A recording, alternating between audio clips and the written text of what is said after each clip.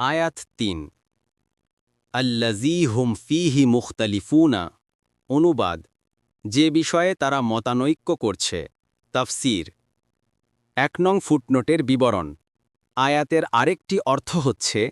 এ ব্যাপারে তারা নানা ধরনের কথা বলছে ও ঠাট্টা বিদ্রূপ করে ফিরছে অন্য অর্থ এও হতে পারে দুনিয়ার পরিণাম সম্পর্কে তারা নিজেরাও কোনো একটি অভিন্ন আকিদা পোষণ করে না